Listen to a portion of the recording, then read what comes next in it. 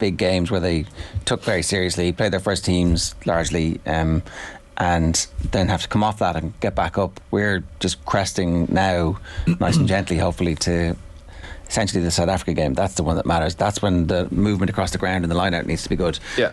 How do you fix that? Is that a fitness thing? When you were saying that earlier on, that when Stuart was thrown in, that the movement on the ground wasn't great. Is that we're not clear what our purpose is, we've called it slightly wrong, there's a bit of confusion because this isn't a team that works together as much as the first team, or what's the fix for that? It is, so the continuity of that, say, we'll call them the starting pack, who've done all those reps for so long, as well as a mix between, as I said, the kind of like, what is your unconscious mental motivation going into that? I think like if you're 1%, if everyone's like 1% off, that's what leads to those sorts of things. Or if you're nervous, so you go from the guys who they're trying to have a good game, keep everything ticking over, and then you have the other guys who they're trying to earn a spot, so like they're jittery and they're tense and thinking of, okay, like you're going with that line out, there's probably like 5 or 6 things that could happen, okay, and you're waiting for the different call or trigger or whatever you want to call it to come in.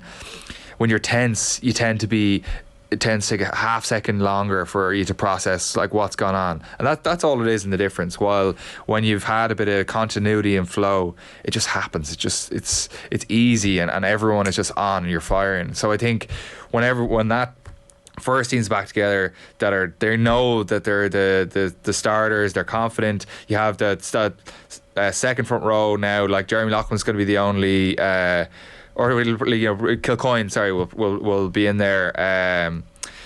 So he's done reps with these guys all the way through. Like he's not going to be a big difference. Like if you're changing the loose head in and out in terms of line out, it's probably the least effect you could have on the flow of it all.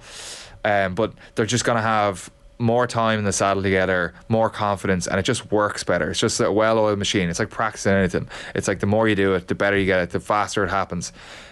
At the top level, if you're a quarter of a second off, everything looks terrible. Yeah. It's literally the difference between I don't know if you saw the Wales game.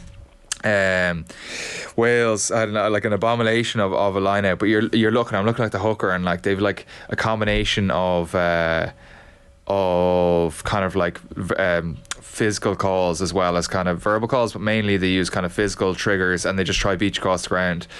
But again, you've guys who aren't used to playing together or aren't used to being like the hooker and the second row relationship clearly not there, and you have the hooker kind of looking, he can't hear anything, he's looking, and then he sees someone running at him, he just throws it in, and then it was a dummy, and you know he's waiting to Baird is waiting to go up for the dummy, and the ball's already flying over into, I think it was Jamie George's hands.